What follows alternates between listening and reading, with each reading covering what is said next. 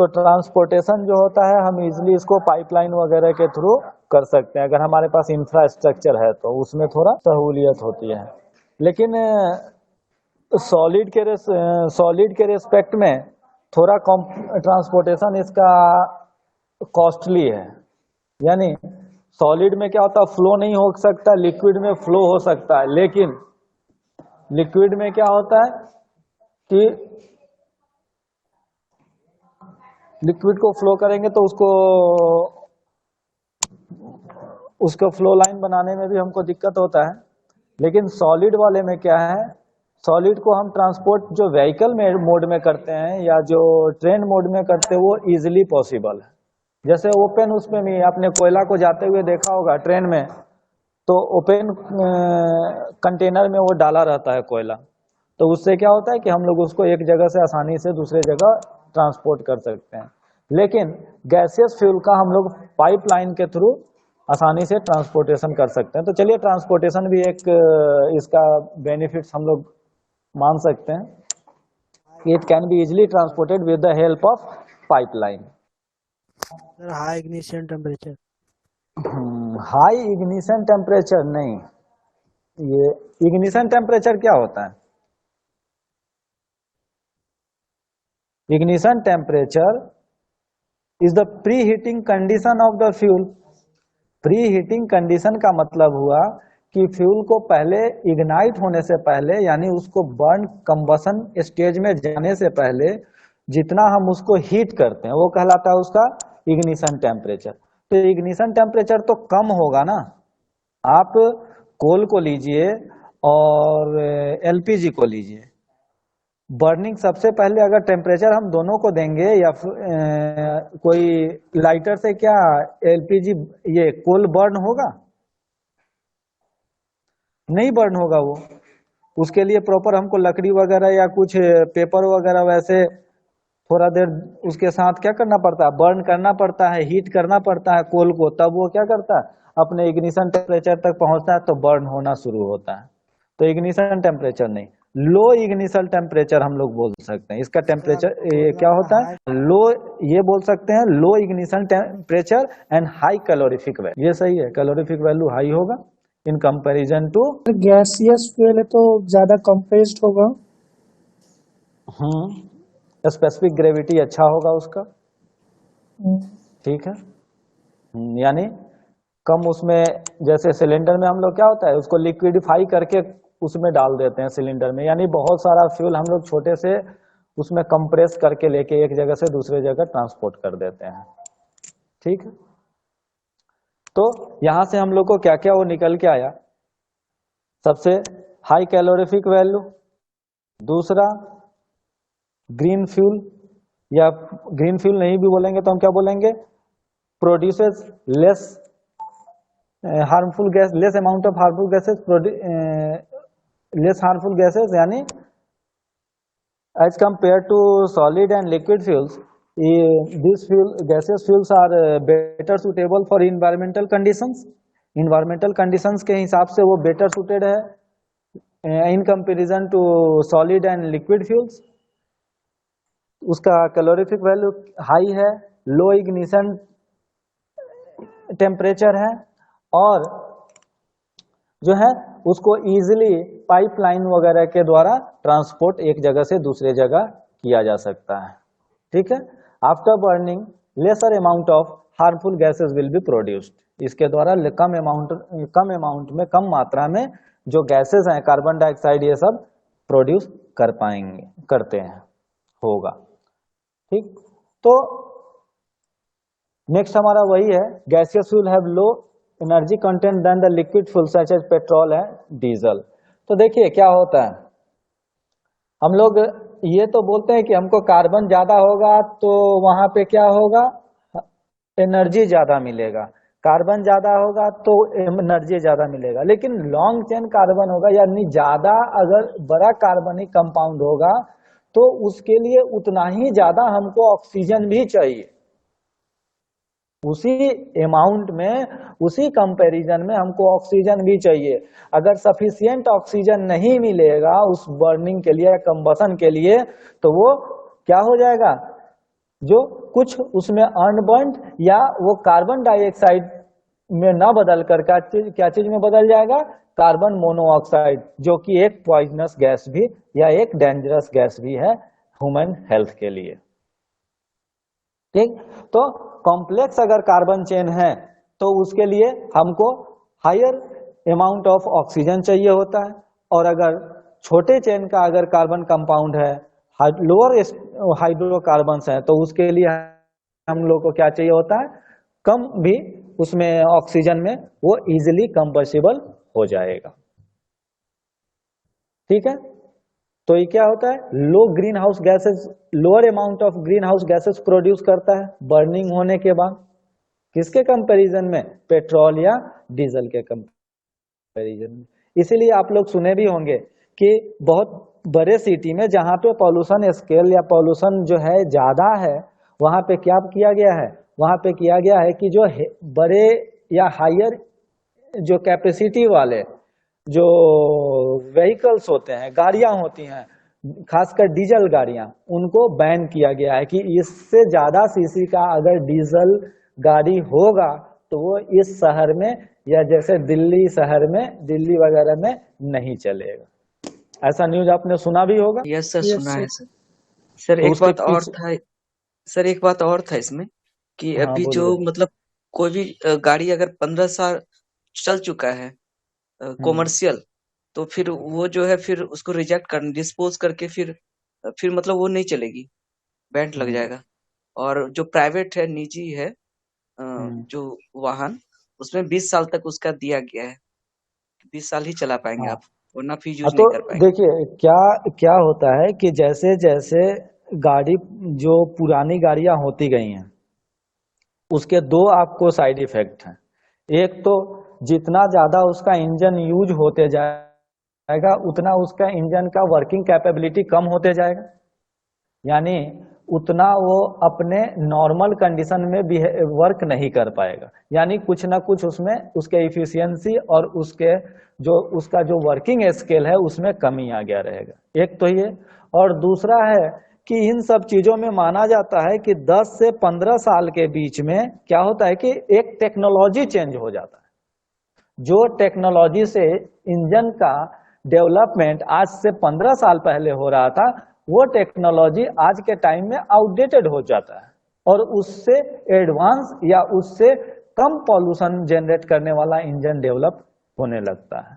तो इसके कारण भी क्या होता है कि बोला जाता है कि 15 साल तक के बाद क्या होता है कि वो इंजन का जो लाइफ टाइम है वो कंप्लीट हो चुका है, उसके बाद उसको टेस्टिंग वगैरह के लिए जाना कुछ एक्सटेंड किया जाता है कुछ कुछ जगहों पे, वहाँ के करंट इन्वायरमेंट कंडीशन को ध्यान में रख के, लेकिन बड़े शहरों में उसको मना कर दिया जाता है। आप बड़े शहरों में देखेंगे कि 1 लाख किलोमीटर अगर जो गाड़ियां चल गई हों दिल्ली जैसे शहरों में, उनको क्या कर दिया जाता है, उनको बैन कर दिया जाता है, क्योंकि 1 लाख किलोमीटर जाने के बाद उसके सिलेंडर और पिस्टन वगैरह में जो है घिसाव आ गया होगा और उससे क्या होगा कि प्रॉपर कंबसन नहीं होने की संभावना है, जिससे क्या कि पॉल्यूटेंट पार्टिकल जो है वो ज्यादा वो इमिट करेगा।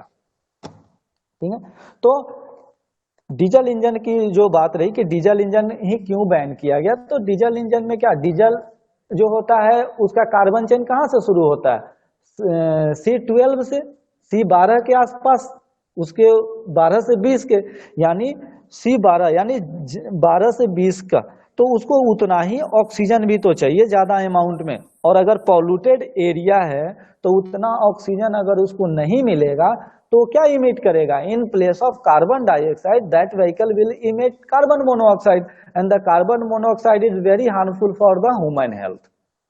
ठीक है, तो हार्मफुल गैस ना मिले, ना इमिट हो ज्यादा, इसलिए जो हायर कार्बन जो हाइड्रोकार्बन कैटेगरी के जो जिस फ्यूल से जो गाड़ियां चलती हैं उन गाड़ियों को ज्यादातर वहां से हटा दिया गया या फिर उनको बैन कर दिया गया, या उनको दिल्ली के बाहर बाहर ही उनको उनका रूट डाइवर्ट कर दिया गया कि धीरे धीरे पॉल्यूशन। समझ में आ रहा है, ये तो लगभग नॉर्मल चीज है, ये जीके का भी क्वेश्चन है, ये आपके सिलेबस में है तो अच्छी बात है, नहीं तो ये आजकल जीके वगैरह में भी इन्वायरमेंट स्टडी होता है, एक साइंस का चैप्टर, उसमें आपको 8th 9th 10th वगैरह से भी शुरू हो जाता है। Types of gaseous fuel, manufactured fuel gases, जो हम क्या करते हैं उसको डिफरेंट कंडीशन, जैसे कोक पे एयर पास करा के बनाते हैं या फिर वाटर गैस बनाते हैं, ये सब होता है। तो मैन्युफैक्चर्ड किया हुआ होता है, वो नेचुरली अवेलेबल नहीं होता है। दूसरा नेचुरल गैसेस, जो कि नेचुरली आपको मिल जाएंगे कहाँ, कोल बेड वगैरह में या फिर अर्थ क्रस्ट वगैरह में। ठीक है। पेट्रोलियम गैसेस, ये जो पेट्रोलियम प्रोडक्ट होते हैं जो हम लोग वो फ्रैक्शनल डिस्टिलेशन करते हैं क्रूड ऑयल का, तो उसमें क्या होता है, बड़े हाइड्रोचेन वाले जो कार्बन होते हैं वो तो आपको नीचे मिल जाएंगे। मिडिल हाइड्रोकार्बन चेन के जो कंपाउंड होते हैं, जैसे लिक्विड कंडीशन, जैसे पेट्रोल या डीजल वगैरह ये सब हो गए, ये मिडिल में आपको मिल जाएंगे। और जो ऊपर हो गया गैसियस स्टेट में जो लोअर हाइड्रोचेन के कार्बन हुए, वो क्या होते हैं, वो गैसियस स्टेट में आपको फ्रैक्शनल डिस्टिलेशन के का सबसे ऊपरी उसमें वो मिलता है। आजकल एक कुछ दिन पहले का न्यूज है कि रिलायंस जो है, रिलायंस का नाम सुने? सॉरी, मुकेश अंबानी। हाँ, रिलायंस, मुकेश अंबानी नहीं, रिलायंस कंपनी का बोल रहे। दोनों में फर्क होता है, समझे? एक कंपनी और एक आदमी में फर्क होता है। हम लोग भले कंपनी को, आदमी को कंपनी से जोड़ देते हैं, लेकिन दोनों में फर्क होता है। एक कंपनी बहुत सभी लोगों का है, ठीक है, और आदमी, उस आदमी में, वो कंपनी में उस आदमी का शेयर हो सकता है, उसका मैक्सिमम शेयर हो सकता है, लेकिन कंपनी बहुत सारे लोगों से मिलके बनी होती है, उसके वर्कर, उसके एम्प्लॉय, उसके जो मैनेजमेंट टीम्स हैं, उसके जो डीलर हैं, डिस्ट्रीब्यूटर्स हैं, बैंक्स हैं, उसका जो कस्टमर हैं, ये सब से मिलके बनी होती है। तो हम रिलायंस की बात कर रहे हैं, ठीक है। तो रिलायंस का मेन बिजनेस क्या है? हाँ, पेट्रोलियम प्रोडक्ट वगैरह, रिफाइनिंग का था सबसे पहले शुरू, रिफाइनिंग के बिजनेस से ही उसका हुआ, जो मेन जहां से वो आकार लेना शुरू किया, रिलायंस इंडस्ट्री। तो उससे पहले भी मतलब कपड़े वगैरह का बिजनेस था, लेकिन जहां से वो आकार अपना लेना शुरू किया, जहां से उसको लोग जानना शुरू किए, जो अभी मेन कंपोनेंट उसका बन गया क्या, पेट्रोलियम प्रोडक्ट। तो उसके पास जो है वर्ल्ड लेवल की क्रैकिंग टेक्नोलॉजी है, गैस क्रैकिंग टेक्नोलॉजी। यानी जो पेट्रोलियम गैस वगैरह जो मिलता है, उसको भी वो डिफरेंट अलग अलग कंपोनेंट गैस में तोड़ देता है। जैसे एक क्रूड ऑयल मिला, एक क्रूड ऑयल से पैराफिन वैक्स, फिर आपको ग्रीस वगैरह, फिर आपको डीजल, पेट्रोल, पेट्रोलियम गैसेस, ये सब हम लोग फाइंड आउट करते हैं अलग अलग उसी में से। तो क्या करते हैं, कुछ नंबर ऑफ कार्बन चेन है, जैसे हमने बताया C12 से लेके C20 तक का जो कंपाउंड एक साथ हो जाएगा वो डीजल कहलाता है। C5 से लेके C12 तक का जो कंपाउंड हो जाता है वो हम लोग पेट्रोल के नाम से जानते हैं। उससे पहले वाले कंपाउंड गैसियस स्टेट में पाए जाते हैं। तो ये क्या है, कार्बन चेन से मतलब है। C12 यानी उसमें 12 कार्बन होंगे, C5 उसमें 5 कार्बन होंगे। तो ये सारा चीज रिफ्लेक्ट करता है उसका नंबर ऑफ कार्बन लिंकेज का, उसमें कितना कार्बन प्रेजेंट है। तो ये जो कार्बन उसमें प्रेजेंट होता है, ये इसको बर्निंग के लिए सफिशिएंट ऑक्सीजन मिलना चाहिए। वो ऑक्सीजन पॉल्यूटेड एरिया में जहां पे पॉल्यूशन ज्यादा है, यानी जो हार्मफुल गैसेस हैं वो उसमें ज्यादा है, जैसे CO2 हो सकता है, CO हो सकता है, SO2 हो सकता है, सल्फर हो सकता है, डस्ट पार्टिकल हो सकता है, ये सब ज्यादा है। तो क्या वहां पे हमको ये जो required quality and quantity of oxygen supply मिल पाएगा उस हेवी क्वालिटी ऑफ फ्यूल को बर्न करने के लिए? नहीं मिल पाएगा। तो उसलिए हम लोग क्या करते हैं, वहां पे लोअर हाइड्रोकार्बन सीरीज का जो होता है फ्यूल यूज करते हैं, जिस उसको कंप्रेस करके फ्यूल उसको यूज करेंगे, ताकि हमको उतना एनर्जी तो हमको चाहिए, लेकिन उसके बर्निंग में हमको प्रॉब्लम ना हो। इसीलिए कॉम्पैक्ट नेचुरल गैस का हम लोग इस्तेमाल करते हैं, जहां पॉल्यूशन वगैरह ज्यादा जहां पे हो गया रहता है, उस पॉल्यूशन को कंट्रोल वगैरह करने के लिए। ठीक है, तो देखिए थोड़ा स्क्रीन को क्लियर कीजिए ना सर, क्या चीज को, स्क्रीन को। आप हाँ आप सही है। ये साइड वाला इस, जो पीडीएफ है ना सर, उसको थोड़ा क्लियर कीजिएगा ना, जूम करने पे क्लियर नहीं आ रहा है। अच्छा ये स्क्रीन डिस्प्ले नहीं हो रहा है। हो रहा है सर, ये फील्ड जो है ना, वो साइड में जो 3-4 पीडीएफ खोल के रखे हैं ना आप, ये लेफ्ट साइड में सर, लेफ्ट साइड में। अब दिख रहा है,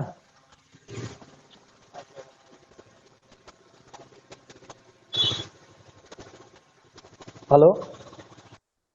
यस सर, दिख रहा है, नेचुरल गैस सीएनजी। हाँ, चलो ये आप लोग से पढ़वाएंगे तो हमको भी पता चलेगा कि हाँ दिख रहा है आपको कि नहीं दिख रहा है ना। देखिए नेचुरल गैस कहाँ पाया जाता है, अर्थ क्रस्ट में क्रूड ऑयल के साथ। तो ये क्रूड ऑयल के साथ भी पाया जाता है और सेपरेटली भी पाया जाता है। कहीं कहीं क्या होगा, केवल नेचुरल गैस का भी कंपाउंड मिल जाता है। कहीं कहीं आप लोग जैसे देखेंगे कि जैसे जो बहुत ज्यादा जो जो जिस पानी वगैरह में नाला वगैरह के पास आप देखेंगे कि वहां पे बहुत सारा पत्ते वगैरह या फूड आइटम्स वगैरह उसमें जब गल वल जाता है, जब स्पॉइल हो जाता है, बिल्कुल अगर वो सड़ जाता है तो वहां से बबल्स निकलने लगते हैं और दुर्गंध सा निकलने लगता है। चलिए कहीं अगर दिख जाएगा, ऐसे शहर वगैरह में बहुत सारा नाला वाला सड़ा गरा चीज दिखता है जहाँ पे बहुत तेज बदबू होते रहता है। बहुत सारा मैंने तो देखा है, बहुत सारा देखा हाँ, जिसको हम लोग सुनते, आप अपने 9th या 10th के बुक में मार्स गैस के बारे में भी पढ़े होंगे। वहां पे क्या होता है कि वही जो सड़ा गला चीज है, वही वो क्या है, वो डिकम्पोज जब होता है, एनरोबिक जो डिकम्पोजिशन होता है तो वो कन्वर्ट हो जाता है किसमें, मीथेन में, CH4 में। ठीक है, तो ये जो है मीथेन और इथेन से मिलके बना हुआ क्या है, गैस है। सर गोबर गैस। नहीं, गोबर गैस अलग है। वहां पे आपका मीथेन भी होता है और कार्बन डाइऑक्साइड भी कुछ मात्रा में होता है। इसमें कार्बन डाइऑक्साइड आपको नहीं मिलेगा। ठीक है, गोबर गैस भी है आपके उसमें, गोबर गैस भी पढ़ाना है। गोबर गैस क्या होता है, वो भी एनरोबिक वो है, लेकिन उसमें उसका जो कंसंट्रेशन है इससे कम होगा, इसका जो क्वांटिटी होगा उसमें मात्रा जो होगा जो मीथेन का, वो इसके रेस्पेक्टिवली क्या होता है, बहुत कम होता है। ठीक है, तो इसमें भी क्या क्या होता है, देखिए जब हम इसको अर्थ क्रस्ट से निकालते हैं तो इसमें भी इम्प्योरिटी होगी। वो impurity in the form of water भी हो सकता है, वाटर, डस्ट,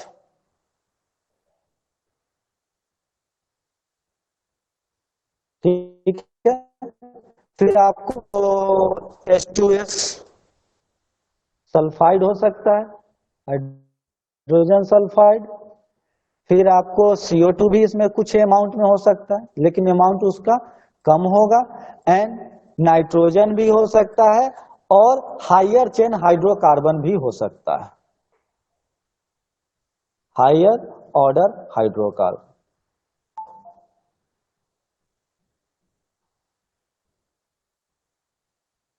ऑर्डर हाइड्रोकार्बन, तो क्या करते हैं हम इस हायर ऑर्डर हाइड्रोकार्बन को वहां से हटा देते हैं, इसको भी। और इन सबको क्लीन फ्यूल बनाने के लिए इन सबको क्या करना पड़ेगा, हमको वहां से सेपरेट हटाना पड़ेगा ताकि वो प्योर गैसियस फॉर्म में रहे। नहीं तो हायर ऑर्डर का अगर हाइड्रोकार्बन होगा तो उसमें उतना ही लस्टेरिटी होगा और उसके कंप्रेशन में, यानी उसको एक कंप्रेस करने में उतना ही हमको थोड़ा क्या होगा, प्रॉब्लम होगा।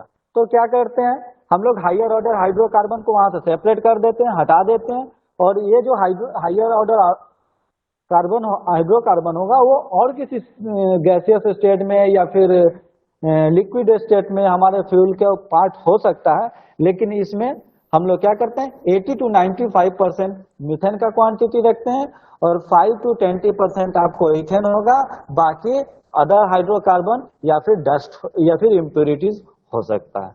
इसका calorific value 12,000 to 40,000 kilo calorie पर मीटर क्यूब होगा। पर घन मीटर में कितना हमको एनर्जी मिलेगा 12,000 calorie to 14,000 calorie. Largely utilisation कहाँ होता है डोमेस्टिक फ्यूल के फॉर्म में, जैसे व्हीकल वगैरह में, या फिर आपको जो सीएनजी वगैरह का जो बसें वगैरह जो चलती हैं उसमें। इसको भी दो तरीके से दो पार्ट में वो किया जाता है, एक कॉम्पैक्ट नेचुरल गैस सीएनजी और एक एलएनजी लिक्विफाइड नेचुरल गैस। ठीक है, तो कंप्रेस्ड नेचुरल गैस जो होता है ये ऑटो वगैरह के लिए या जो को चलाने के लिए हमको क्या चाहिए कम वो चाहिए, मतलब उसमें जिसका फ्यूल डेंसिटी कम होगा इसका, यानी यहाँ कंप्रेशन कम होगा in respect of liquefied natural gas. उसके लिए हम लोग वो यहाँ जो कंप्रेशन होगा एलएनजी में लिक्विफाइड नेचुरल में वो ज्यादा होगा, उसको हम ज्यादा कंप्रेस करके क्या करेंगे उसको लिक्विड में कन्वर्ट करेंगे। ये लिक्विड नहीं ये गैस में ही रहेगा। समझे इसका? तो ये कहाँ यूज होता है सीएनजी वगैरह जिस पे लोड कैरिंग कैपेसिटी कम हो जिस व्हीकल का, जैसे ऑटो हो गया बसेस हो गए वैसे। लेकिन अगर ट्रक वगैरह अगर हम सीएनजी का इस्तेमाल कर रहे हैं जिसको ज्यादा दूर तक जाना होता है और ज्यादा वजन लेके जाना होता है तो उसके लिए हम एलएनजी का इस्तेमाल करते हैं। ठीक, चलिए सर ये जो लिखा है gas by refrigerating natural gas to -260 Fahrenheit, ये टू क्या है सर? -260 डिग्री फ़ारेनहाइट, यानी इसको उस कंडेंसेशन के हिसाब से इसको लिक्विडिफाई किया जाता है, यानी उतना जो टेम्परेचर हो माइनस उसके हिसाब से इसको कंप्रेस किया जाता है। उतना टेम्परेचर आप रोक दीजिए उसको जितना, जैसे किसी भी गैसेस को अगर हम कूल करेंगे तो क्या हो जाएगा वो,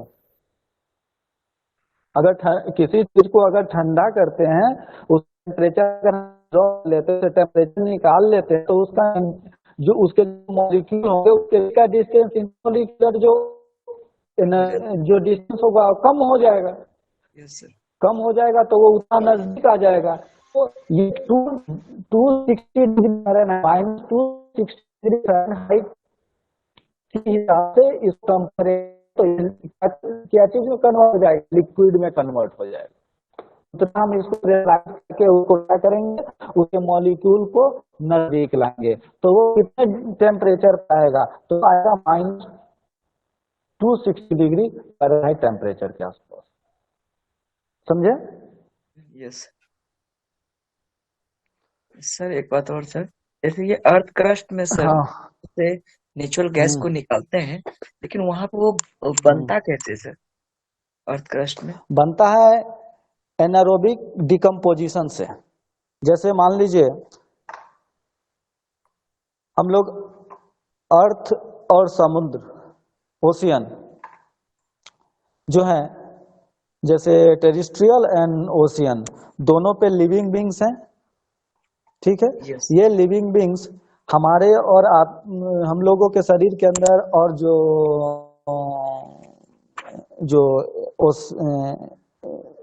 जो लिक्विड वगैरह जो पानी वगैरह में ओशियन में जो आपको एनिमल फिश वगैरह या प्लांट वगैरह जो सरवाइव करते हैं वो अगर किसी कारण से जो होता है कि अर्थ क्रस्ट के नीचे अगर दब गए या तो वोल्केनो इरेप्शन हो या फिर कोई नेचुरल डिजास्टर हो उसके कारण क्या हो कि वो अर्थ के नीचे चले जाएं तो अर्थ के नीचे उनको डिकम्पोज होने के लिए बर्न होने के लिए कार्बन डाइऑक्साइड में कन्वर्ट होने के लिए ऑक्सीजन तो मिलेगा नहीं।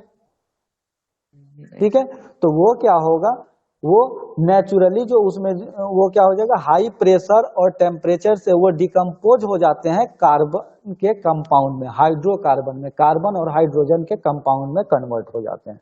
तो उसी से हमारा कोल भी बनता है, उसी प्रोसेस से हमारा ये गैसेस और आपको ये पेट्रोलियम प्रोडक्ट भी बनता है। Yes sir. ठीक है। लेकिन सर इसका तो लिमिटेशन होगा सर, क्योंकि अब तो बहुत पहले ऐसा होता था, लेकिन अब तो इतना नहीं हो पा रहा है। तो क्या? इसका भंडार वो तो कम होते जा रहा है ना, इसका जो स्टोरेज होगा। हम्म इसीलिए तो इसको हम लोग बोलते हैं सेफ फ्यूल इतना जो वो देते हैं कि कम से कम यूज करना चाहिए। लोग बोलते हैं कि ज्यादा 100 रुपए पेट्रोल हो गया है, ये हो गया है, तो हम तो नहीं मानते कि ज्यादा महंगा पेट्रोल को ज्यादा सस्ता कर देना चाहिए। ये अच्छा अब तो कंडीशन है कि पेट्रोल को महंगा ही रखना चाहिए। सर अब सीएनजी का जमाना है, पेट्रोल पे कौन सा अच्छा है गाड़ी पे? क्या हुआ? अब तो सर सीएनजी चल रहा है ना, सीएनजी तो मिलता भी है। आवाज क्लियरली नहीं आ रहा है ब्रजेश। सर अब सीएनजी तो मिलता है, सीएनजी अब पेट्रोल की जरूरत ही नहीं। हाँ, तो देखिए सीएनजी वगैरह, सीएनजी जो मिलता है, सीएनजी कंपैरेटिवली जो डीजल और पेट्रोल है उससे कम पॉल्यूट करता है, लेकिन पॉल्यूट तो करता ही है। हाँ वो तो करता है। हाँ, वो हमने और हाँ पेट्रोल से वो सस्ता भी है। हाँ, पेट्रोल से सस्ता भी है, लेकिन क्या होता है कि उसका अभी जिस सामान का यूटिलाइजेशन अभी कम है, उसका डिमांड कम है, उसका रेट कम रहता है। उसका भी डिमांड अगर बढ़ने लगेगा, स्कार्सिटी हो जाएगा, यानी जितना सप्लाई है उससे कम डिमांड है, तो अभी रेट कम है। जब डिमांड ज्यादा हो जाएगा, सप्लाई कम हो जाएगा, तो उसका भी रेट बढ़ जाएगा। ये तो नॉर्मल ट्रेडिंग फेनोमेना है यस सर। कि जो चीज आपको जिसका डिमांड कम है वो आपको सस्ता मिलेगा, जिसका डिमांड अगर बढ़ गया वो कॉस्टली मिलेगा। तो नेक्स्ट उस पे ऐसे आप उसमें भी बुक में भी अगर वो देखेंगे इसके बारे में, तो आपको ये जनरली वैसा चैप्टर है, थ्योरेटिकल चैप्टर है, ज्यादा से ज्यादा इसमें समझने वाली बात है, कोई रॉकेट साइंस नहीं है। तो हमको करना था कुछ क्वेश्चन, आपको कर देते हैं। चलिए, तो यहाँ पे सीएनजी ही आज रखते हैं, एलपीजी नेक्स्ट क्लास में ले लेंगे, कल के क्लास में। कुछ क्वेश्चन हम लोग यहाँ पे देख लेते हैं। ये सारा का सारा क्वेश्चन आपको एग्जाम में दिया हुआ था।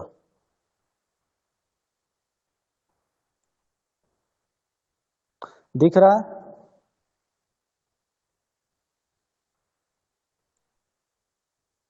नहीं है, इसका फॉन्ट साइज बढ़ाना पड़ेगा ना।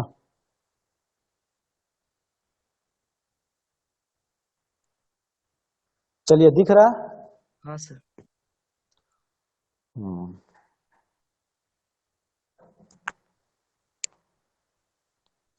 देखिए, अब इसमें से जो सबसे कोगुलेशन एंड फ्लोकुलेशन प्रोसेस है, सर वन कहाँ हम क्वेश्चन है सर वन क्या क्वेश्चन हुआ? है।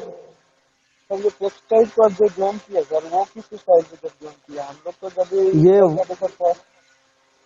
ये वाटर ट्रीटमेंट का क्वेश्चन है।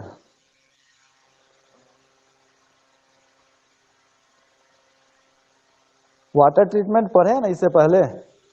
नहीं सर, हम क्लास में नहीं थे?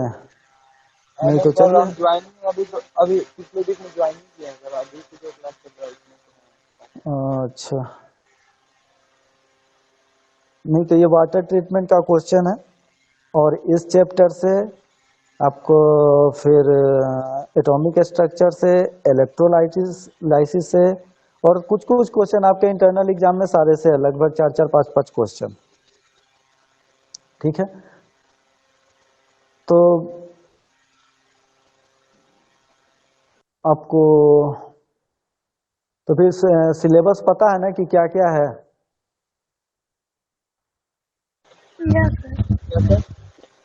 चलो, ये क्या नाम है, ब्रज किशोर या ब्रजेश? ब्रज सिंघम है।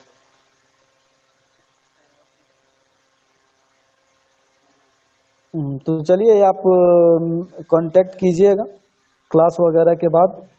ठीक है, जितना भी पॉसिबल वगैरह नोट्स वगैरह सर और अभी तो मेरे पास अभी बहुत सारे पीडीएफ आ गए, 2 दिन फिर समय दीजिए, अभी मेरे पास 40 पीडीएफ ऑलरेडी आ चुका है, इसको तो मैं कंप्लीट कर अच्छा, बहुत सारा पीडीएफ है, तो उसमें लूँ। एक काम क्योंकि करो सर ना, वो सर इतना सारा चैप्टर जो सब्जेक्ट है ना सर। इसमें आया था सर मैसेज, चैप्टर 3 हम्म, ही दे रहे हैं ना आप। एटॉमिक स्ट्रक्चर, वाटर ट्रीटमेंट और लुब्रिकेंट है एक, बस। Atomic structure, water treatment, lubricant, और तो तुम्हारा तो 3 और 2 दो ही चैप्टर तो बच रहा है, एक इलेक्ट्रोलाइसिस और वो क्या बोलते हैं मेटलर्जी, केमिस्ट्री ऑफ एलिमेंट्स जो है। सर वो दोनों तो नहीं ना आएगा इंटरनल में अभी।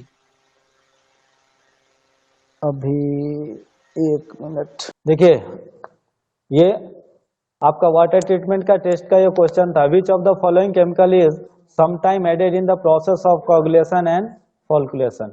तो ये क्या है, हम लोग एल्युमिनियम सल्फेट ऐड करते हैं, एल्युमिनियम कंपाउंड ऐड करते हैं, वो आपका क्वेश्चन और ऑप्शन उसके नीचे आंसर आपका दिया हुआ है। तो इसको स्नैप ले लीजिए, और ये स्नैप हो जाता है तो हम क्या करते हैं, नेक्स्ट उस पे चलते हैं, नेक्स्ट आगे वाले क्वेश्चन पे।